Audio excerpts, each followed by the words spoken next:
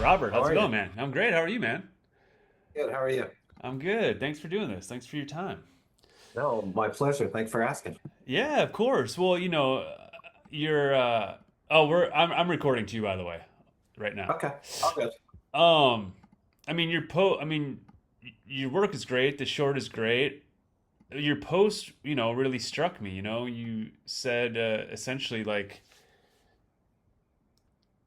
the the whole kind of Hollywood, thing going on, the antidote, Hollywood's dead. It's not so much that; it's that people are getting a voice that might not otherwise have had one previously in that system.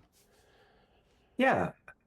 And I think that's true. And I think that's one of the positives of AI. And I think about AI and the disruption, and I'm empathetic, Hmm. to what people are doing. You built a career learning VFX and different things, and now it's kind of a scary time for you. I'm super empathetic to that. And that's kind of the industry impact, of what AI potentially might do. I don't think we're seeing a lot of that yet, but I think, we're going to. If VFX starts being done in many ways using AI, or uh, films that would traditionally be animated, like Pixar films, things like that, then I think, there's reason to be concerned about that. But for an individual like me, there was no alternative avenue for me to produce this. I was just a 54-year-old guy with a story uh, that I wanted to tell. I produced it on my own because I didn't have a budget, and I didn't have any kind of weight in the industry to ask people to collaborate with me. I produced it as a personal piece, and only after I created it did I think I had something special enough to submit to festivals. And if you take that, my experience, and you extrapolate it to different parts of the world that traditionally, uh, we don't see a lot of storytelling from their point of view coming out. I worked as a nonprofit worker for a number of years as well, and I was fortunate to be able to go up into remote and rural communities. And what we were doing was Was that in employment. Canada? You were doing that in Canada? Yeah, Okay. so primarily Nunavut was with this one organization. I would go up to Iqaluit and talk about training programs. And then as I learned about AI, I started to imagine, well, what do those folks have to say in terms of storytelling? And imagine, all of that beautiful heritage and history and cultural knowledge being blended into storytelling. And then we get to see it without all of the barriers and challenges, of having to go through traditional systems. So that's really what my post was about. Hmm. And to kind of talk about the difference between industry impact and just single lone creators that are out there that have stories to tell. I'm taking. There's a lot there I want to talk about. Yeah, yeah. Um, um, Well, one thing to start on, I too, I'm in LA and I am empathetic as well. I think one thing that, I was a professional editor for many years, and like two of the guys next to me were 3D artists, super talented. But, one guy had worked in the game industry, and dude, those are a lot of those jobs are like you're a cog in a machine. You do one hyper specific job, right? You rig the arm for the guy, or you make the gun. And a lot of these people are super talented artists. And one thing I could see happening is that they're freed up from being a cog, and maybe they have an idea for a character or a story that they already have the tools now where they could, you know, maybe this is something we can talk about too. Like AI kind of can fill in your weaknesses or help carry the load where you aren't as strong and let you focus on what you really love to do. And I could see that happening in all these different areas, whether it's VFX, whether it's a sound person, whether it's, whoever. It's such a kind of stratified system by nature of how the industry was and what it required, but now it's changing and it probably can free up a lot of people to create their own little industries, their own little ecosystems of stories and IP and characters, which could potentially create more jobs, you know. For sure. Well, I think that's the next step. I think the media, of course, is covering kind of these single person phenom operations, you know, a single person at a computer. It's a very fantastical story, and I understand why the media is telling these stories. I think there's a lot of interest in them as well. But this is just the first iteration. I mean, I'm a perfect example. If the next project I do is budgeted, I'll be hiring hair and makeup artists and stylists, and it won't. If it's not live action, they won't necessarily be applying, you know, clothing and doing hair and makeup, but they'll be consultants. What do I know about hair and makeup and styling? They can send me reference images, and same with 3D artists. Their knowledge of how light works within a scene, their knowledge of how to animate a scene, all of that's transferable. And I think the tools change, but your experience and your skills and talent are highly transferable to work on these new projects. And I don't know that 3D's ever going to go away. There's incredible detail and control. It has mastery in ways that AI doesn't and perhaps never will.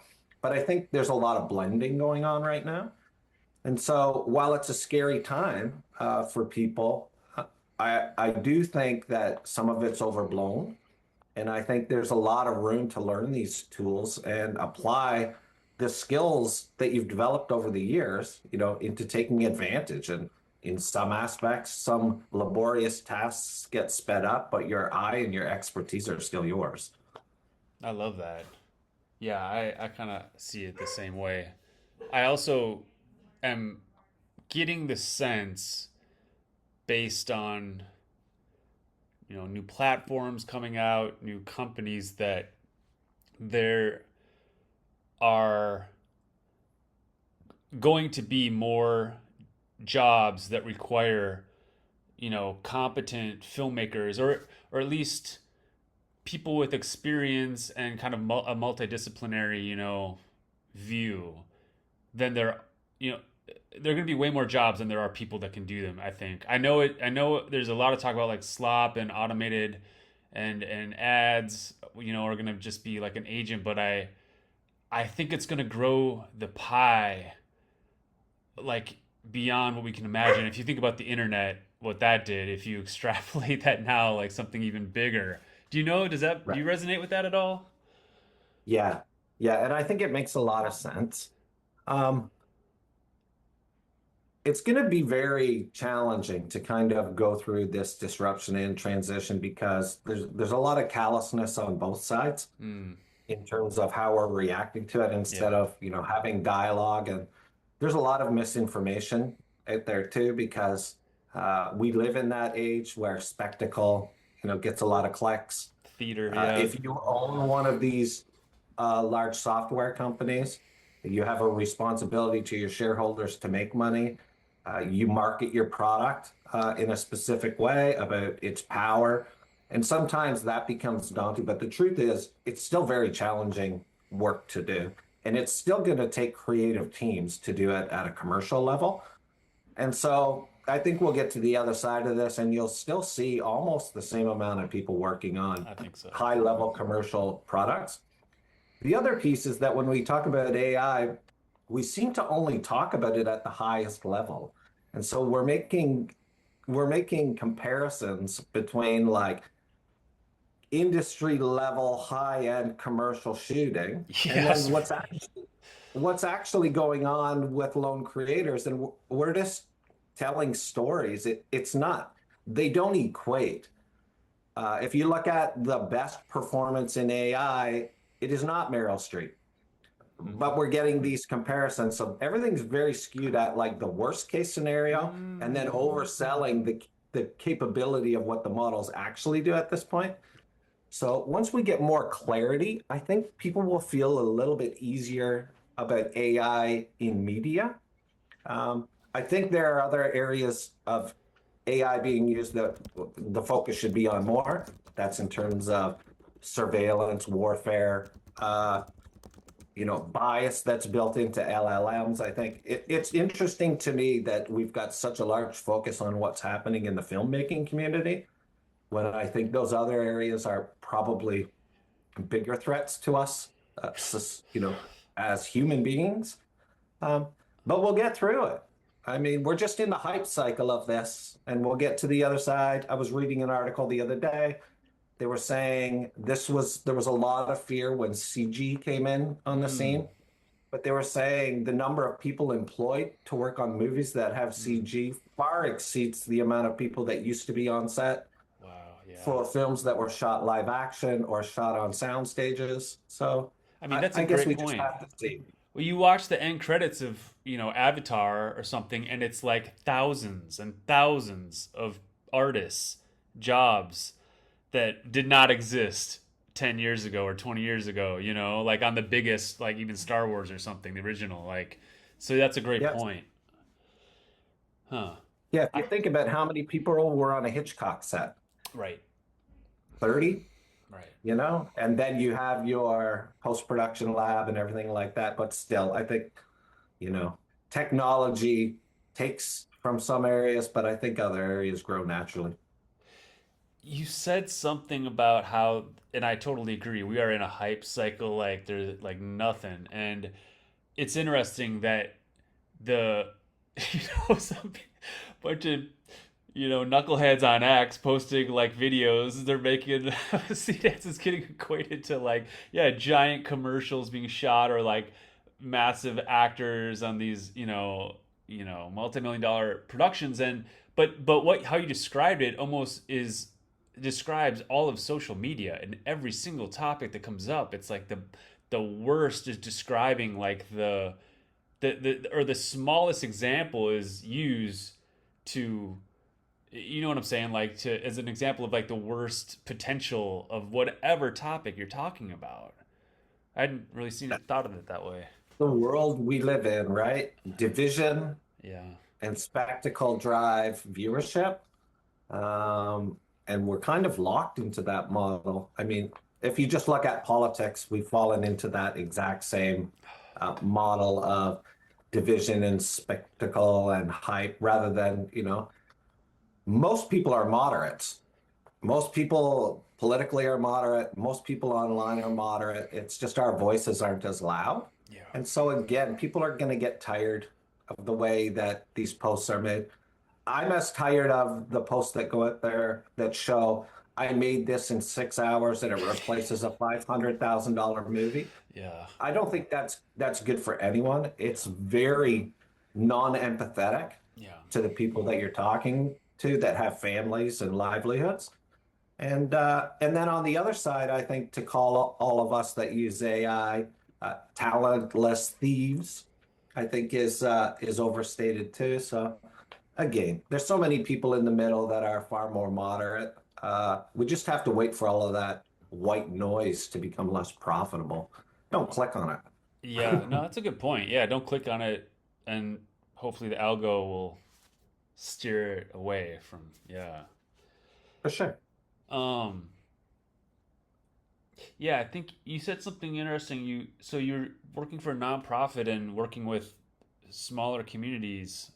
Uh, I think I'm I'm a weird kind of optimist. I see also I follow crypto a lot. The technologies, not necessarily individual ones, but the technology of allowing people to, send money home if they're in a developing country, and instead of some American company profiting like a 20% friction fee, like they can do it for free potentially, and those kind of technologies empowering people in a way that's never happened in a world where you have kind of Western hegemony.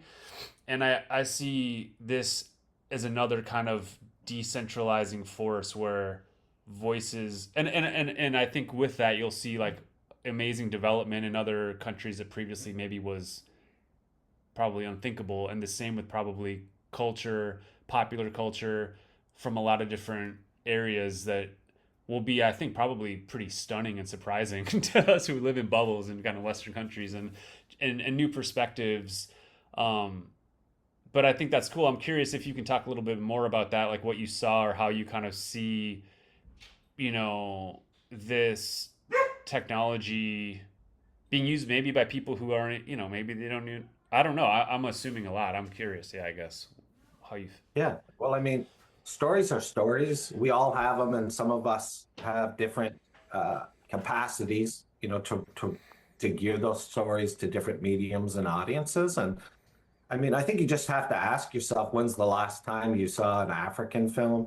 hmm Unless it was at the Oscars for a North American audience where, the biggest payday is, uh, you have to be in the top 1% of 1%, you know, to have a voice outside of your region. And I think AI and the new platforms that are popping up, to showcase AI films and the number of festivals, I think those stories can carry. And then I think it does a lot for us societally to see somebody lives in a part of the world that I know very little about.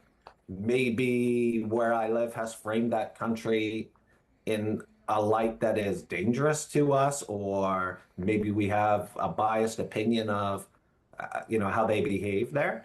And then to just hear these human stories come from people from all around the world is going to be really valuable.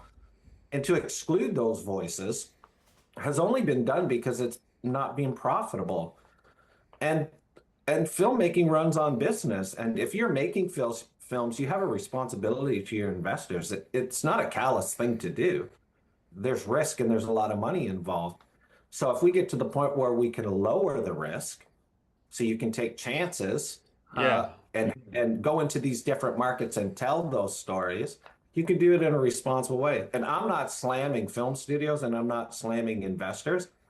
They have a responsibility to bring return on investment. And so you've seen that narrow over the last couple of decades where we're seeing sequels and superhero movies, and it's because of the risk. So if we mitigate that risk by bringing down the cost, you can allow a lot more people to come into the space. I mean, I'll slam them. You don't have to, but dude, I live in Los Angeles. I'm telling you, they've been burning money. These are studios run by people who literally despise their audience. They dismantle beloved franchises. They, insert whatever, kind of message is popular, whether they believe it or not. It's very cynical because a lot of it's virtue signaling. And, I think clearly we need outsider stories and they will be profitable. You can see it on YouTube. Actually I have seen a few African, there's like a, not Bollywood, I forget what they call it, but they're like these action movies that guys are shooting on like their iPhones with like crazy like After Effects style of explosions. They're bonkers, dude. The pacing is wild. It's a different kind of, it's like a cinematic language, that they took from their Western like action movies but made their own, and that stuff is so sick. I love it, and if that could be, yeah, more accessible, I don't know. I just think things get better and better the more the more, at least we should be free to see a lot of different perspectives. There shouldn't be one, and I think that's why, in my perspective, it's clear why the Hollywood like myth making tradition is gone. You can't just like burn money for one thing over and over and over. It's not gonna work, man. I mean, AI didn't do shit. These guys did it themselves. Yeah, I mean things were on the decline for quite a Yes, while yes, before AI, and I yeah. think I think younger generations um, are more interested in things beyond the blockbuster. Mm, You can see that with what they're watching on YouTube, and Backrooms is a great example of yes, that. yes. I was following Backrooms on YouTube. It was so surreal and bizarre and such a wonderful idea and atmosphere that to see that, I mean, and that's driven by that generation. I mean, I also participated in the enjoyment of it, but primarily that's a younger phenomenon. And I think as we move forward, you're going to see a desire for things that we don't currently have. And we don't currently have a lot of smaller stories that speak from different people's experiences. Well, I think that's a good segue to your work because I tend to agree. I think that you've seen a lot of almost like tech demos, right? With like the new video generations, the action scenes. I'm like, but wait a second, this looks like what we said we were tired of. And what really is interesting is seeing like small, so-called smaller, quieter, more intimate stories that probably, yeah, wouldn't get made. And it's such a, I see there, I almost see like a revolution of the, I've brought this up before, but I really like Eric Romer, this like French filmmaker who has these very intimate just stories about relationships and people, maybe like the French Woody Allen kind of, and but they're so compelling, right? They're like you can't stop watching. There's no explosion. There's no. It's just human drama, and your piece is such a great like validation of that idea. Like human stakes are so compelling. They're more compelling than explosions. I mean, right? Right. We relate so much. I don't know if Yeah. that gives you any, or if you, yeah. Yeah, and I think this is just the natural progression. Uh, so I kind of see AI as its own category. Like I see like so you have anime, traditional animation, live action. Right now I see AI filmmaking in its own channel. Yeah. And I think the natural progression is to do spectacle. And the internet is a big part of that. Right now, internet is distribution channel for content creators. So spectacle works right off the hop, right? And then once the airwaves or the internet waves get filled up with that, how do you stand out? And I think now people are starting to see that telling stories and trying to connect with people is stage two. And Hmm. I think the model development has a lot to do with this too, because you could create trailer-like spectacle that looked amazing. Now that we have Sea Dance 2, I mean, now we can tell stories. So the technology maturing, I think, has a lot to do with what you can do now. I mean, 6 months ago to a year ago, it would have been really challenging to like have conversational scenes in a way where the actors were believable.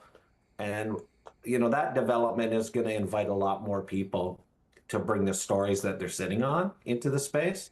And for me, I've been doing AI full time for 3.5 years. Hmm. 99% of what I do is pre-production. Hmm. And a lot of that is because the tools just weren't mature enough, to be used by broadcast television or traditional filmmakers. But I think we've crossed that barrier now, and you're going to start to see a lot more of it being used. And in turn, you're going to see a lot more uh, stories, human stories, being told. So I think it's a combination of things. And I also think it's about what the audience wants. Right now, there's an online audience. Maybe some of us older folk haven't fully made the transition, from network television to YouTube, but it's happening. And so to create content that goes direct to YouTube can now start to build an audience. It's just progression. And I think we're well along the way there. And I think people are now seeing online platforms as the number one place to go for content of any kind. So it's going to take some of us old fogies a while to get over and watch the films that are attractive to us. And then I think you start to see all kinds of genres and different stories being generated. What is your sense on the timeline for that? Like how fast do we get there I where think it's happening. I think it's happening now. I yeah. mean, because if you look at YouTube's, and I use YouTube because it's the king of online. If you look at their numbers in terms of seeing uh, traditional network shows Yeah. jumping over and putting past seasons on, I think that's showing that there's an audience for that. Hmm. Like if you're putting Three's Company Hmm. over onto YouTube to watch back episodes of it, that indicates, the older group is joining. So I don't really have a timeline for it. I can just see it happening. And I can also gauge my own patterns of watching too. Like now I'm digging through YouTube for content. Uh, I'm also exploring all of the streaming platforms too, because I think they have diversity in content, especially through their fast channels now. I'm aware that there's some fully AI fast channels coming to market Hmm. where you'll be able to post and run your content. So we're in the baby beginnings of this. If we look back in 2 years, it's what's going to transpire will be phenomenal. Yeah, 100%. Do you have a sense of how you want to continue forward? Because you're talking about like building like YouTube, building an audience. I'm curious how you think about that because you've done a lot. I like poured through your Instagram, like you've done short films. You've like messed with animation. You've been experimenting a lot. I'm like, yeah, curious how, because I've talked to other people who are like, oh, you got to like lean into like your IP, create a consistent brand. You make and or like everyone talks about Gossip Goblin, etc. But yeah, I'm curious how you think about that, given the nature of what we're talking about, like maybe like more human stake stories, things like that. I don't know. Yeah, so interestingly enough, there's been enough interest, thankfully to Runway's Film Festival that me and a partner were going to open a new studio together. We have some folks that are interested in having fully AI features developed. So we're looking at other people's IP and scripts and material right now. I have 3 shorts that are ready to go, geared for like the festival AI short market. And I've got one feature I'm almost finished with. So there's been quite a bit of interest. Wait, Oh, AI I mean, feature? You've already animated yeah, it? it's just, the script. Oh, the script. Okay, So great. Yeah, I haven't generated it great, yet. great. So we've got a number of projects that we're gonna jump into, and it will all depend on the amount of capital that we have to work with. We're Yeah. still, we're just still a couple of guys. My new partner, Kirk Hipkiss, he's been a producer in broadcast television for 30 years. We did some work together over the last couple of years, and it seems to like really work with kind of my creative ideas, Kirk's creative ideas, and Kirk's background, especially in legal and accounting and tax credits and all of the stuff that I know nothing about. So that's what's next for us. And, the material that I've written really still is about human connection. There's stories that fit into that family demographic, like A Face Only a Mother Could Love. I have some other stuff that's wild and out there. I would love to do a zombie one. Like I love so many different genres, but I think right now I'm gonna try and drive into a space that's less saturated and try and do something new in the space and see how that goes. That's awesome. And that seems smart. I've heard Jason Blum talk about from Blumhouse say like when you have that initial hit, stick with the hit or inside that ballpark for a little bit just to like build it out and then you can do whatever you want. I always thought that was pretty wise because that's what he did with Paranormal Activity. He was producing like indie movies and then that hit and he's like, okay, horror. Right. Well, that um, makes sense. If people dope. respond to you, Yeah. then like that, you're so fortunate if Yeah. people respond to something you made. You gotta investigate it. That's man, that's so exciting. I'm psyched to see what you guys make. And also I'm curious, like I'm glad that it sounds like you're gonna get investment kind of straight to just to you to make stuff because that seems like in this kind of like ongoing conversation about like distribution, how are people gonna see AI work?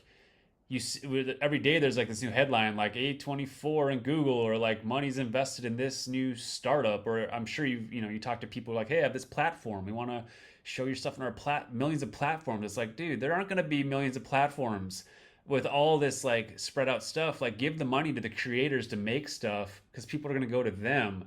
Like we're in this new paradigm. People are still thinking like, oh, I need a website platform like Netflix to show it. It's like, well, no, we're past that. Anyone can code a platform on Claude in 2 minutes. Like it's about the creators who are making things you need to pay them so then they can keep making it. Like as closely as you can get the money to the actual person making it is seems like the key, not new startup and then they go find creators. It's like, what are we doing? How, you know? We'll get there. I think the other Yeah. I is like your attitude, man. I think tastemakers are very important too. People that will curate this content, that have sensibilities, that talk about things that you enjoy hearing about. There'll be people out there that kind of curate this sea of content, especially Mm. in Yeah. there will be millions and millions of AI movies this year, Hmm. in short form. Hmm. Um, and I think you need to find people that are educated, like-minded, and do it for a living and source this stuff for you. And I think that's what a platform is supposed to be. You know, you have a Netflix account because you enjoy the kind of content Netflix aggregates for you. Well, that doesn't have to happen in a big corporate environment. I mean, to a degree, you do that. You're curating content that you like and sharing it with your audience. And so following you is like a platform into content, even though the content doesn't have to live with you. And Mm. I think that's going to happen more and more. It is always it's always happened on the internet, whether it's fashion photography or any topic you can think of. That's what a lot of influencers have been doing all along. And slowly we'll start to see AI film influencers who have film backgrounds, understand cinema, and Hmm. can kind of curate stuff that becomes meaningful to the audience that they captured. To me, that's the new distribution model. Mm. It's about connecting with other creators, um, and maybe their creation isn't, making a film, but their creation is that they've curated this audience, they've built a community, and now, there's an attractiveness to getting your film onto their radar. Yeah, totally. Yeah, that makes sense. And I mean, Runway is certainly doing that, like really good taste, really good curation. I think Wonder Studios is doing that. Um, Yep. yeah, that's cool. That's a great point. Yeah. You're seeing a lot of these larger platforms like Runway and Magnific, Higgsfield, like having their own original series now. Mm-hmm. So there's the beginning of like larger, more platforming exposure for people. And yeah, I mean, we're human, so we're going to develop things out in ways that we've kind of traditionally developed things out. Same, I see AI technology really mimicking traditional filmmaking for a while until it goes somewhere else. I think you'll see the tools grow alongside what filmmakers already want to do. And then we'll hit a point where there'll be innovation and deviation, from traditional practices. But I also see that happening with distribution, meaning you're going to see distribution models first try to emulate what was already built. And then you're going to see something insane, like you were talking about crypto and decentralization. And I think you're going to see how that world blends into how do we distribute content to each other. Yeah, totally. Yeah, and I mean, you just made me think like it would be, I think, relatively easy. I mean, if a dummy like me can think of it, where you could have, if you have original things, movies, old movies, things that are being trained on, you could potentially have those on a blockchain where they're verified, and then somehow, the AI models would have to incorporate almost like a watermark. So then you could somehow incorporate like a licensing scheme, or, which I think is definitely still, for me, that's the one lingering kind of like, again, I am empathetic with, even though people misunderstand how these things work and train, but I think it's something like hip hop music where the original piece is recontextualized so they get licensing points on profits. It seems like something like that might eventually have to happen. And we have the technology to do it, is the thing. That's going to happen. I Yeah. mean, the courts are already involved Mm. in settling these cases. There's a lot of artists that aren't represented. We need legitimate tools, but we also need to be mindful that some of this stuff has been going on for eons Mm. in terms of uh, plagiarism, Hmm. copying other people's films shot for shot. Hmm. So I think that there's a threshold where we have to use a lot of common sense in determining what we need to pay for in terms of licensing. Hmm. I think about it all the time. I think if you were to hire me, Aren't you hiring the data set that I've been trained on? Do Yes, we of need to course. go back and pay everybody that I've ever been inspired by or Yeah. studied? Maybe I bought their book, and so maybe they received compensation at that point, but maybe I borrowed the book. Wow. Maybe I watched a movie that else paid for. So, like, where's that payment trail for everything I've studied in my life? And then you hire me. So, this is where the sophistication in that argument comes in. Yes, artists need to be legitimately uh, compensated, but we also have to have like a really realistic understanding of exactly what's occurred and exactly what traditional artists do. I mean, when you're working in pre-production long enough, you see how much other people's material is leveraged in pitches, right? And then you see when people are putting together their scripts, how often that they go back and reference a scene that they love, and they use parts of it. They'll look at shot sequence and take that. So, what's equitable and what's fair, and it's very confusing. But artists need compensation. Materials must be licensed. But that's all happening. Those court cases are being heard. And I think as we move forward, you're going to start to see, once we get to the point where AI is training on AI videos, Hmm. you're going to see less theft. Now, I know Hmm. that's kind of an ambiguous statement if the original material was created on theft or scraping. But there's a lot of stuff that's in the public domain that's legitimately accessible that anyone can train on, including AI models. So to me, it's far more gray than it is black and white, Yes. but we will get there. I mean, you immediately I think of like watching like Scorsese talk about like here's my shot and here's the movie I stole it from. Like and everyone's like, "Yes, that's so great." And of course, the greats will recontextualize it, but but I mean, Spielberg, I mean, they're all like here that's the thing. That's what cinema I mean, for me, there's a cinematic language that's passed down, and I'm sure it's true with a graphic artist or a painter. Like you do service to the greats, you honor them by incorporating and developing the language that's been passed down.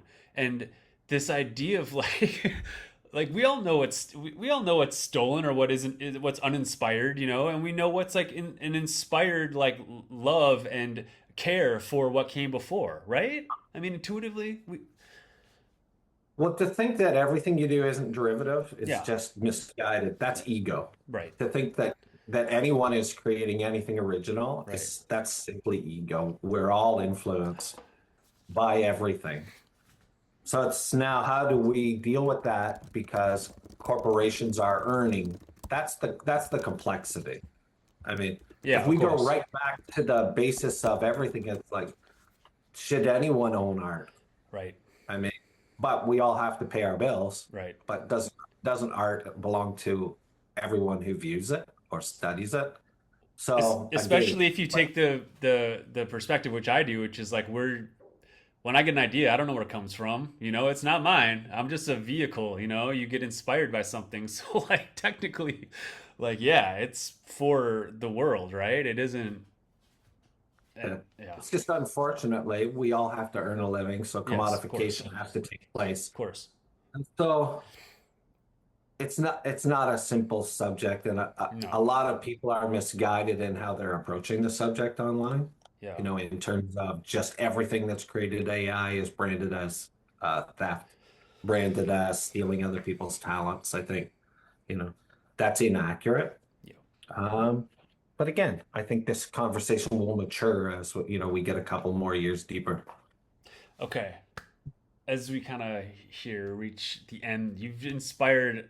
Let me see if I can ask this question. Well, okay, because you were talking about inspiration, how artists are we're not original. We recontextualize our references, right, and what we love essentially. But then so then essentially, are we pattern recognizing machines? And isn't that what AI does? Recognizes patterns and recontextualizes patterns. I mean, and from there is I'm okay. Let me see if I can. I have a sense of some because you're talking about kind of like uh we're trying to figure out like the line of where you might like argue like okay we could license this or when you were talking about like well if I borrowed a book versus paid for it like I'm curious though like if AI at a certain point is like undeniably as far as we can tell now essentially conscious or it's extremely intelligent super intelligent or whatever doesn't that mean essentially it's training on data in the real world the same way we might as humans? And at that point, can you, like, aren't we collaborating with another different but uniquely intelligent, you know, entity? And yeah, I guess that will complicate things more. Or do you have any thoughts about this? It's kind of wild. That's Yeah, this. yeah. And I've thought about it quite a bit. I think Mm, most people working in AI have thought about this. And I think, number one, I think in the next 10 years, we're going to learn a lot about ourselves that we didn't really understand as human beings and our consciousness and how our ideas evolve.